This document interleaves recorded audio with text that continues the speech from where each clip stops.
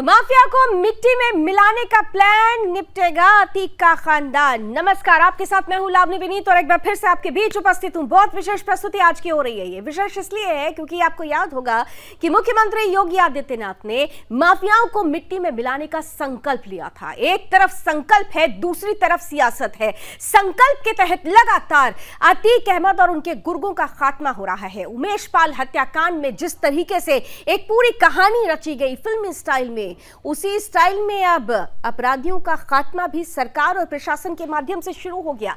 लेकिन एक तरफ अपराधियों का खात्मा, दूसरी तरफ सियासत की शुरुआत। 2023 कई राज्यों में चुनाव है और 2024 लोकसभा चुनाव का साल कहा जाएगा। और ऐसे में 2024 के पहले उत्तर प्रदेश में जो परिस्थिति बनी है, उस परिस्थिति को लेकर लगातार यह कहा जा रहा है कि भारतीय जनता पार्टी दरअसल अपराधियों का खात्मा नहीं कर रही है, बल्कि अपराधियों के नाम पर परिवार को परेशान करके एक माहौल बनाने की कोशिश कर रही है। भारतीय जनता पार्टी पर लगातार सवाल उठाया जा रहा है कि अपराधियों का एनकाउंटर, क्या यही कार्रवाई होनी चाहिए? क्या यह कार्रवाई एक साफ तौर से सियासत के तहत की जाने वाली कार्रवाई नहीं हो रही है? क्या यह लोकसभा चुनाव को देखते हुए माहौल बनाने की रणनीति नहीं है?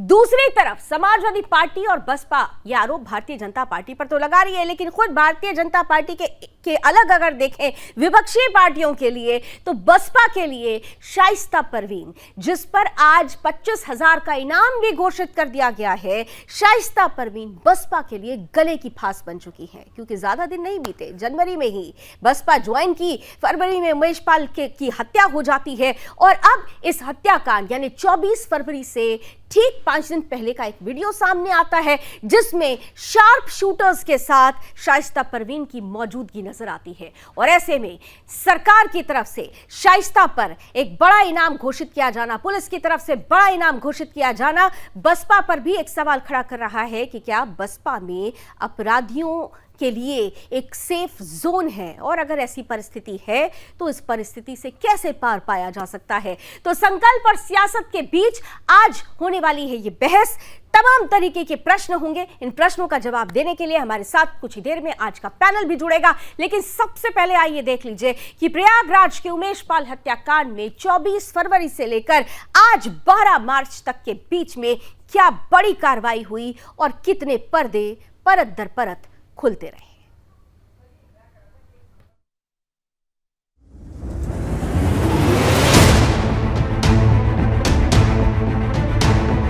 प्रयागराज में उमेश पाल हत्याकांड में पुलिस का ताबड़तोड़ एक्शन जारी है। अतीक के गुर्गों और बेटों पर नकेल कसने के बाद अब पत्नी शाइस्ता परवीन पर भी पुलिस का हंटर चला है। उमेश पाल हत्याकांड की कड़ी अब शाइस्ता से भी जुड़ गई है। हत्या से 5 दिन पहले का एक सीसीटीवी फुटेज सामने आया, जिसमें शार्प शूटर साबिर शाइस्ता के साथ दिख रहा है, जिससे साफ हो जाता है कि जहां एक और अतीक जेल में प्लानिंग कर रहा था, तो वहीं शाइस्ता उसे अमली जामा पहना रही थी। सीसीटीवी फुटेज 19 फरवरी का है। इस फुटेज के अनुसार रात 8:57 पर शाइस्ता परवीन अतीक के शार्प शूटर बल्ली के घर पहुंची थी। इसके बाद रात 10:20 पर वो बाहर निकलते हुए दिखाई दे रही है। यानी शाइस्ता परवीन बल्ली शूटर के घर पर 1 घंटा 23 मिनट तक रुकी थी। सीसीटीवी फुटेज में शाइस्ता के साथ शार्प शूटर साबिर भी मौजूद है। सीसीटीवी फुटेज के सामने आने के बाद पुलिस ने एक्शन शुरू कर दिया है। पुलिस ने शाइस्ता पर 25,000 का इनाम घोषित किया है। फिलहाल शाइस्ता फरार है, लेकिन बरेली जेल में बंद अतीक अहमद के भाई अशरफ के 2 सदस्यों राशिद और फुरकान को बरेली एसआईटी और बिथरी चैनपुर पुलिस ने 10 मार्च को ही गिरफ्तार कर लिया था। ये दोनों अतीक के भाई अशरफ से जेल में बिना पर्ची या आईडी के मिलते थे। बहरहाल अब देखना है कि शाइस्ता कब तक पुलिस की गिरफ्त में आती है।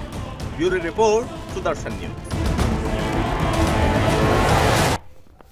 सवाल यह है कि जिस तरीके की कार्रवाई है इसके बाद से ही भारतीय जनता पार्टी पर सवाल तो खड़े किए जा रहे हैं। यहां तक कहा जा रहा है कि क्या दूसरा विकास दुबे कांड होगा, लेकिन इन सब के बीच सवाल यह भी है कि अपराधियों का एनकाउंटर क्यों नहीं हो, क्यों नहीं अपराधियों के मन में भय हो, क्यों नहीं लॉ एंड ऑर्डर के नाम पर एक अच्छी तस्वीर सामने रखी जाए। और अगर इन तस्वीरों के लिए कुछ कड़े कदम उठाने की जरूरत है तो क्या जरूरी है इसे सियासत के चश्मे से देखा जाए। आज इन्हीं सवालों पर बहस के लिए हमारे साथ आज के जो पैनल जुड़ेंगे, आइए जल्दी से आपका परिचय करा देती हूं उनसे। हमारे साथ भारतीय जनता पार्टी का पक्ष रखने के लिए जुड़ेंगे प्रवक्ता एसएन सिंह साहब, हमारे साथ समाजवादी पार्टी का पक्ष रखने के लिए जुड़ेंगे प्रमोद त्यागी जी, बहुजन समाज पार्टी का पक्ष रखने के लिए देवेंद्र कुमार जी कुछ ही देर में हमारे साथ जुड़ेंगे और फॉर्मर एसीपी वेद भूषण जी भी आज इस पैनल का हिस्सा होंगे। चारों को ही मैं देख पा रही हूं स्क्रीन पर। आप सभी का बहुत बहुत स्वागत है।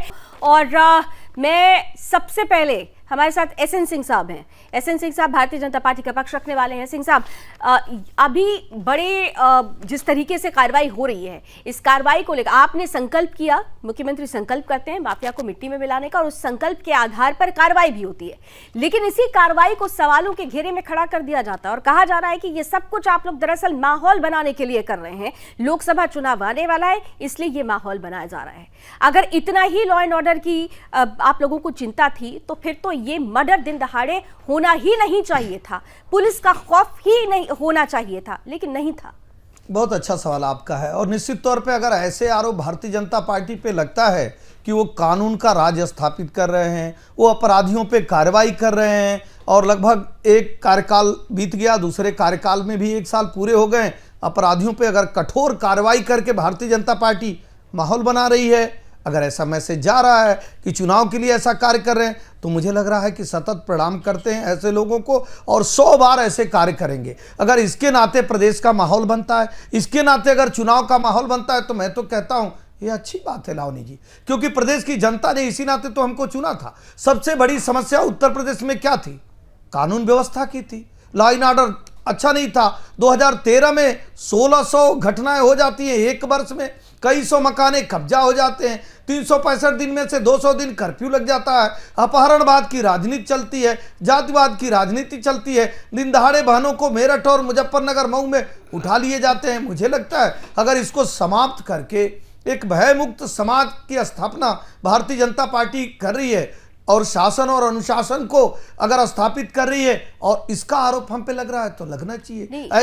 ऐसे साहब, भारतीय जनता पार्टी कानून व्यवस्था को लागू करा रही है, उसको सेटल कर रही है, ये अच्छी बात है। सवाल ये है कि शासन और राशन के नाम पर आप 2022 में दोबारा आते हैं, लॉ एंड ऑर्डर को लेकर स्थिति बेहतर हुई है, इसे लेकर आप दोबारा चुने जाते हैं, लेकिन सवाल यहां पर महत्वपूर्ण ये है कि यहां पर दिन दहाड़े एक हत्याकांड हो जाता है और उसके बाद एक ताबड़तोड़ एक्शन शुरू होता है। एक्शन होना चाहिए, इससे कोई गुरेज नहीं है, लेकिन ये एक्शन नहीं कहा जाएगा, रिएक्शन कहा जाएगा उस एक्शन का जिसमें उमेश पाल की हत्या दिन दहाड़े एक पॉश इलाके में कर दी जाती है। लावनी जी, बहुत जिम्मेदारी से आपको ये बताना चाहूंगा कि सभी कालखंडों में अपराध होते हैं और अपराधी भी होते हैं। भगवान राम का कालखंड था, भगवान कृष्ण का कालखंड था, उस समय भी मारीच, सुबाहु, ताड़का और पता नहीं रावण क्या क्या नहीं थे। अपराधी होते हैं, अपराध करते हैं, लेकिन ये देखा जाता है कि कौन ऐसा मुख्यमंत्री है जो अपराधियों को मुख्यमंत्री आवास में बुलाकर चाय पिलाता है और कौन ऐसा मुख्यमंत्री है जो इस समय पारदर्शी, जवाबदेह, ईमानदार, आपकी सरकार, जनता की सरकार उत्तर प्रदेश में चल रही है, जो अपराधियों को का कमर तोड़ने का कार्य कर रही है और जनता में एक मैसेज दे रही है। लावनी जी, पहले क्या होता था? अपराधी अपराध करता था और एक मैसेज समाज में छोड़ता था कि मैं हीरो हो गया और बहुत सारे ऐसे समाज उसको हीरो मानते थे, उसके डॉगी के साथ फोटो खिंचवाते थे, उसको माला पहनाते थे, उसका फोटो लगाते थे अपने ड्राइंग रूम में और भय दिखाते थे अपने पड़ोसियों को, अपने पटीदार को कि देखिए अपराधियों से हमारा संबंध है। लेकिन आज देखिए लोग नाम लेने से इतरा रहे हैं कि नहीं नहीं भाई, अपराधी से मेरा साथ नहीं है। इसी के लिए भारतीय जनता पार्टी को जाना जाता है और मुझे लगता है कि नमक या चीनी का जो गुण धर्म होता है, अगर वो अपने गुण धर्म से विरक्त नहीं होता है, जैसे भारतीय जनता पार्टी का गुण धर्म है कि वो विकास के कार्य करे, अंत्योदय की परिकल्पना को पूरा करे, राष्ट्रवाद को जन्म दे और अपराधियों का खात्मा करे, सब समाज के लिए कार्य करे। आपने इशारा दरअसल समाजवादी पार्टी की तरफ कर दिया है। और प्रमोद जी, आपके पास आ रही हूं मैं। प्रमोद त्यागी जी सभा का पक्ष रखने के लिए हमारे साथ जुड़े हुए हैं। प्रमोद जी, आपको मेरी आवाज पहुंच रही है? प्रमोद जी, भारतीय जनता पार्टी बार बार दरअसल अपनी बात में इशारे इशारे में संकेत आप लोगों की तरफ, इशारा आप लोगों की तरफ करती है। और ये कहा भी गया है कि भारतीय जनता पार्टी ये आरोप लगाती रही है कि समाजवादी पार्टी के कार्यकाल में तो ये देखा गया था कि जो जितना बड़ा अपराधी है वो उतना बड़ा समाजवादी। और इसीलिए आज भी आप लोग अगर अपराध को खत्म करने के लिए एनकाउंटर जैसे अब कार्यशैली को अपनाया जाता है या बुलडोजर चलाया जाता है, तो इस पर आप सवाल खड़ा करके उसी कालखंड को दोबारा दरअसल आधार देने की कोशिश कर रहे हैं आप लोग। ये कहा जा रहा है भारतीय जनता पार्टी की तरफ से। आपकी क्या राय है? भारतीय जनता पार्टी जो कहती है उससे ज्यादा झूठ बोलने वाली दूसरी पार्टी अभी तक नहीं हुई। भारतीय जनता पार्टी अपराध कब रहे या नहीं रहे, जो मेरे मित्र ने अभी कहा है, उसका सबसे बड़ा जो साक्ष्य है वो इनका है। 2014 से आज गृह मंत्री राजनाथ 2023 है जी हैं। नेशनल क्राइम रिपोर्ट ब्यूरो वो मेरे अधीन नहीं है, समाजवादी पार्टी के अधीन नहीं है, भारतीय जनता पार्टी उनके गृह मंत्रालय के अधीन है। एनसीआरबी की आप रिपोर्ट मंगवा लें, आपका लोकप्रिय चैनल है कि 2017 नहीं, मैं मानती हूँ, मैं आपकी बात से सहमत हूँ। तीसरे नंबर पर उत्तर प्रदेश आ रहा है, मैं आपकी बात से सहमत हूँ। लेकिन प्रमोद जी, आपकी बात से मैं सहमत हूँ, तीसरे नंबर पर उत्तर प्रदेश है। लेकिन सवाल ये है कि अगर उसी तीसरे नंबर को खत्म करने के लिए, अपराध को खत्म करने के लिए एनकाउंटर होता है अपराधियों का, तो फिर इस पर तो आप लोगों को सवाल उठाना नहीं चाहिए। एनकाउंटर तो होना चाहिए ना फिर ऐसे दुर्दांत अपराधियों का। देखिए, मैं ये कह रहा हूं, अभी मेरे मित्र ने मेरे मुजफ्फरनगर का चर्चा किया, मैं मुजफ्फरनगर से आता हूं, इनसे की वकालत की है 40 साल, वकालत की है 40 साल। मुझको पता है किस तरह के क्राइम तब थे, किस तरह के क्राइम्स अब सर, आपकी वकालत, रही बात दूसरी, सर आपकी वकालत कैंसर के खात्मे के लिए पैरासिटामोल ढूंढती है या फिर कोई दूसरी कड़ी दवा ढूंढती है? क्या कैंसर के इलाज के लिए पैरासिटामोल चलेगा? सुनिए मैं कह रहा हूं, अगर किसी को बुखार, दवाई तो बुखार की देनी पड़ेगी या उसको जुलाब दिया जाएगा? मुझे एक बात बता दीजिए। एसएन सिंह साहब और प्रमोद जी को आपने सामने कर दीजिए। एसएन सिंह साहब, आप तो बीमार और बीमारी दोनों में अंतर नहीं समझ पा रहे। प्रमोद जी ये कहने की कोशिश कर रहे हैं। लावनी जी, इनको जानकारी नहीं है। मुजफ्फरनगर के दंगे होते हैं और इनकी सरकार शिद्दत से धर्म के साथ खड़ी हो जाती है, अपराधियों के साथ खड़ी हो जाती है, और डीएम और एसपी नहीं मानते हैं तो उनका स्थानांतरण कर दिया जाता है। गाजियाबाद में दिन दहाड़े एक पत्रकार को गोली मारा जाता है इनके सरकार में, और सहारा टीवी का वो पत्रकार है जिंदा बच गया है, लेकिन उन अपराधियों को पकड़ा नहीं जाता। इसी नोएडा में डेली बंदूकें तड़तड़ाती थी। अरे भैया, आप सुन तो लीजिए, जवाहर बाग कांड क्यों हुआ? प्रमोद जी, आप बाहर से हैं। प्रमोद जी मैं रिक्वेस्ट करूंगी, आप शायद आप बाहर से हमारे साथ जुड़े हुए हैं, आपकी ऑडियो कट जा रही है, इसलिए बेहतर होगा आप लोग एक एक करके बोलेंगे तो एक दूसरे की बात को समझ पाएंगे।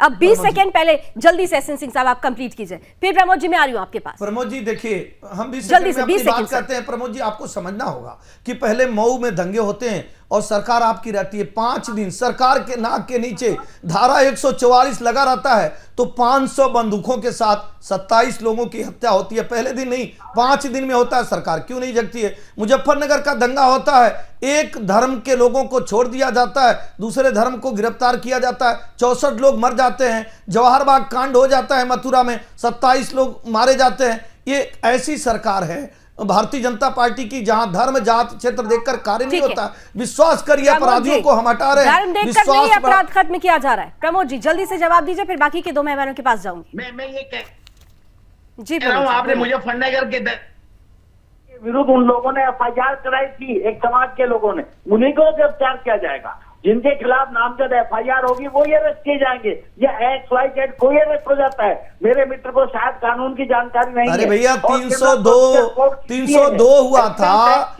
2 भाई मारे गए थे, अब किस तरह का अपराध होगा? 302 से बड़ा लावनी जी क्या अपराध होता है? 302 से बड़ा कोई अपराध होता है? आपको किसी बात की जानकारी नहीं है। अपराधियों के विरुद्ध कार्रवाई होनी चाहिए, लेकिन पक्षपात के तहत निष्पक्ष नहीं, इसमें आपको पक्षपात क्यों लग रहा है? प्रमोद जी मेरा देखिए, आप भारतीय जनता पार्टी से खूब प्रश्न पूछिएगा, आपका अधिकार भी है। मैं सिर्फ ये जानना चाहती हूँ, आप लोगों को जब अपराधियों के खिलाफ कोई कार्रवाई होती है तो उसमें पक्षपात क्यों नजर आता है? भाई अपराधी है तो उसका खात्मा होना चाहिए, इसके पक्ष में तो आप लोग रहते हैं ना, कि नहीं रहते? मैं मैडम आपसे पूछना चाहता हूँ, आप लोग ग्रेजुएट की होंगी, सीआरपीसी और एविडेंस एक्ट हमारे देश में है या नहीं है? तो एविडेंस तो अब सामने आ रहा है ना, और कितना एविडेंस चाहिए? आपके सामने सीसीटीवी फुटेज है, आपके सामने सीसीटीवी फुटेज है, गोली चलाते हुए बिना चेहरे ढके हुए लोग हैं, इससे बड़ा एविडेंस क्या हो सकता है प्रमोद जी? इससे बड़ा एविडेंस क्या हो सकता है? मैं एक प्रश्न पूछता हूँ, क्या सीआरपीसी एविडेंस एक्ट इस देश में लागू है या नहीं है? अरे भाई बिना वेदभूषण जी ये ज्यादा बेहतर बता पाएंगे। बिना साक्ष्य के मुख्तार अंसारी जेल में है। नहीं, मुझसे ज्यादा जानकारी, हम सबसे ज्यादा जानकारी इस समय वेदभूषण जी इस पर रखते हैं, हम सबसे ज्यादा जानकारी वेदभूषण जी रखते हैं, फॉर्मर एसीपी हैं, उनसे ही पूछ लेते हैं। वेदभूषण जी, कार्रवाई सही दिशा में हो रही है, कार्रवाई सही है, उचित है? वेदभूषण लावनी जी, जो शाइस्ता परवीन है वो आपकी तरह लावनी नहीं है, एक एंकर नहीं है, वो एक बहुत बड़े इंसान की पत्नी है, उनका नाम अतीक है। उनके परिवार के खिलाफ इस यूपी के अंदर 160 मुकदमे हैं। मैं दोबारा जो एक बोले थे अभी जो बोले थे उनको दोबारा याद दिलाता हूँ, 160 मुकदमे हैं। जब उनकी शाइस्ता परवीन की भैंस खो जाती है तो पूरा उत्तर प्रदेश उस भैंस को ढूंढने के लिए निकल पड़ता है जी। जेल के अंदर होते हैं, अतीक जी जेल के अंदर होते हैं, बरेली जेल के अंदर, तो शाइस्ता परवीन की ऐसे एंट्री होती है जैसे आप अपने स्टूडियो में जाती हो, कोई चेकिंग नहीं, कोई फ्रिस्किंग नहीं। जब उनको बिरयानी खानी होती है, उनकी कार धड़ल्ले से जाती है, कोई रोक टोक, उनको कोई पास कोई इजाजत की जरूरत नहीं है। अब आते हैं जो ये शाइस्ता पर एक्शन हो रहा है। शाइस्ता जो इतनी जिम्मेदार महिला है, इनके खिलाफ खुद मुकदमे है, और जो प्रेजेंट में मुकदमा है उसमें यह है जो उमेश पाल की हत्याकांड से जुड़े हुए जो अपराधी थे उनको उन्होंने अपने घर में, अपने ऑफिस में, अपने स्थानों पर शरण दी थी। उसको हार्बरिंग बोलते हैं, शरण देना। उनके खिलाफ बहुत संगीन जुर्म है। अब उसमें एक ये एलिगेशन लगाना कि तुम्हारी भैंस ज्यादा गोरी और मेरी भैंस ज्यादा काली है, ये एक विषय नहीं हो सकता। कानून के हिसाब से चलता है, कानून में प्रोविजन है। पहले उनके खिलाफ बेलेबल वारंट जारी किया गया, फिर वकील साहब सुन लीजिए, आप भी वकील हैं, उनके खिलाफ नॉन बेलेबल वारंट जारी किया गया। अब उनके खिलाफ 25,000 का इनाम जारी किया गया है। क्यों वो अदालत में जाकर पेश नहीं हो जाती? मेरा कहना है वकील साहब, वो अदालत में जाकर भी पेश हो सकती है, उनके पास ऑप्शन है। आप उनको सलाह दीजिए कि वो जाकर पेश हो जाए। जो उनके खिलाफ मुकदमे हैं, उनके खिलाफ एलिगेशन है, क्या उसके बारे में कोई ट्रायल, कोई जांच नहीं है? अभी थोड़ी देर पहले आप एनसीआरबी के मुकदमों की बात कर रहे थे, एनसीआरबी के डाटा की बात कर रहे थे। मैं आपको उसमें करेक्ट कर देता हूँ, एनसीआरबी के डाटा आप दोबारा चेक कीजिए। उत्तर प्रदेश के अंदर अपराधों में कमी आई है, और 3 अपराध के जाति और धर्म तक आप एक ही जगह पर अटक गए हैं, आप एक ही जगह पर प्रमोद जी अटक गए हैं। देखिए, जाति और धर्म यहाँ नहीं देखा जा रहा है, यहाँ एविडेंस देखा जा रहा है, यहाँ सीसीटीवी फुटेज देखा जा रहा है, यहाँ प्रोसीजर के तहत कार्रवाई हो रही है। वेदभूषण जी हमसे और आपसे तो ज्यादा जानकारी रखते हैं, उन्होंने आपको बताया कि प्रोसीजर फॉलो किया जा रहा है, प्रोसीजर फॉलो किया जा रहा है। बहरहाल देवेंद्र जी के पास अब मैं जाना चाहता हूँ। ठीक है, आप दोनों के पास दोबारा देवेंद्र जी के पास अब जाऊंगी। प्रमोद जी आ रही हूँ प्रमोद जी, अभी फिर से आपको मौका देती हूँ। देवेंद्र प्रमुख जी हमारे साथ है, माफ कीजिएगा, बहुजन समाज पार्टी का पक्ष रखेंगे देवेंद्र कुमार जी। देवेंद्र जी शायद फोन लाइन पर हमारे साथ जुड़े हुए हैं, आपको मेरी आवाज पहुंच रही है देवेंद्र जी? देवेंद्र जी, क्या आप मुझे सुन पा रहे हैं?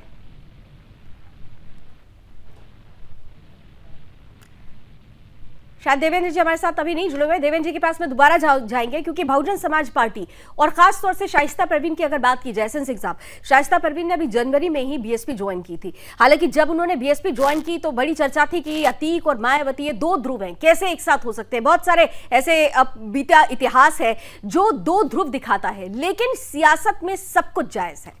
अब शाइस्ता परवीन क्या बहुजन समाज पार्टी के लिए भी गले की फांस बन गई है?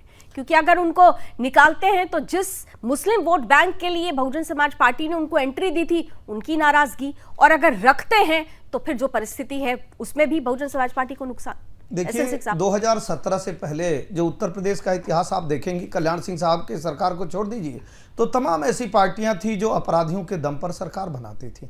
स्वयं मुलायम सिंह साहब पहली बार मुख्यमंत्री बनते हैं तो बीपी सिंह साहब की सरकार केंद्र में बनती है और अजीत सिंह जी को कहते हैं वहां जाके मुख्यमंत्री बनाइए, लेकिन रातों रात 250 असलहे मंगाते हैं और डीपी यादव की मदद से स्वयं मुख्यमंत्री बन जाते हैं और प्रदेश में एक ऐसा माहौल बनाया जाता है कि अपराधियों की मदद करिए और सालों साल मदद करिए, 5 साल बाद जब चुनाव आता है तो अपराधियों से मदद लीजिए। मैं कह रहा हूं कि चाहे समाजवादी पार्टी हो, बहुजन समाजवादी पार्टी हो, ये बहुत सारे अपराधियों को जन्म दिए, आश्रय दिए, पराश्रय दिए, पाल पोस कर संरक्षित करके उनको बड़ा किए और इस लायक बनाए कि वो अपराध करें और बाद में उनकी मदद करें। लेकिन जब भारतीय जनता पार्टी की सरकार आती है वो जाति देखकर काम नहीं करती, वो धर्म देखकर कार्य नहीं करती है। अगर वो लाउड स्पीकर हटाती है तो सबकी हटाती है। अगर कुंटू सिंह एक अपराधी हैं, जेल में डालने का कार्य उनका भी किया जाता है। विजय मिश्रा अगर अपराधी हैं तो हम उनको अपराधी समझते हैं। हम धर्म नहीं मानते, हम जाति वर्ण वर्ग का भेद नहीं करते हैं। और इसी नाते मैं तो कहता हूँ सबसे बड़ा उदाहरण आपको मिलेगा, एक वर्ग व्यवसायी वर्ग होता है लावनी जी, वो तभी कहीं पे जाता है, वो राजनीति से उसका कोई सरोकार नहीं होता, वो व्यवसायी वर्ग कमाऊ वर्ग होता है, वो व्यवसाय करना जानता है, व्यवसाय करता है। जब देखता है कि उत्तर प्रदेश का माहौल अब ठीक है, यहाँ पे हम व्यवसाय कर सकते हैं, इसलिए लोग आते हैं। निश्चित तौर पे 2017 के बाद 22 में हम चुनाव में गए, जनता के बीच में बुलडोजर लेकर भी गए और अपराधियों के खात्मे को भी लेकर गए। कई सौ अपराधी जो है पुलिस मुठभेड़ में मारे गए, लगभग 54,000 अपराधियों पर गैंगस्टर एक्ट की कार्रवाई हुई। तो जनता ने एक विश्वास दिखाया, एक भरोसा दिखाया लावनी जी, और 37 साल बाद उत्तर प्रदेश के इतिहास को बदलते हुए यहाँ की जनता ने कहा नहीं, थोड़ा सा खत्म किया। बिल्कुल आप 2022 में लौटे, लेकिन बहुजन समाज पार्टी एक आरोप लगाती है। आपने देखा होगा कि थोड़े दिन पहले ट्वीट भी आया था और कहा गया कि भाजपा सरकार में अपराध तो कम नहीं हुआ, लेकिन अपराध खत्म करने के नाम पर परिवार वालों को परेशान किया जा रहा है। बहरहाल मैं इस पर आपका जवाब लूं। हमारे साथ देवेंद्र जी फोन लाइन पर जुड़ चुके हैं। देवेंद्र जी, अभी आप मुझे सुन पा रहे हैं? जी। देवेंद्र जी, बड़ा सीधा सा प्रश्न करूंगी। मायावती जी ने अभी कुछ दिन पहले एक ट्वीट किया था कि अगर दोषी साबित होती हैं शाइस्ता परवीन तो उन्हें पार्टी से निष्कासित कर दिया जाएगा। अब तो इनाम भी घोषित कर दिया गया, किस बात का इंतजार? सीसीटीवी फुटेज भी आ गया, शार्प शूटर्स के साथ किस तरह 1 घंटे 23 मिनट की मीटिंग हुई। वो शूटर्स जिन्होंने उमेश पाल की हत्याकांड में पूरा बड़ी भूमिका निभाई, उनके साथ शाइस्ता परवीन की तस्वीरें आ गई। अब किस बात का इंतजार हो रहा है? देखिए, जहाँ तक अब तक मैंने किसी फुटेज में जब गोली मार के आ रही थी उमेश पाल जी को, तो वहां पर ऐसा कुछ नहीं दिखा।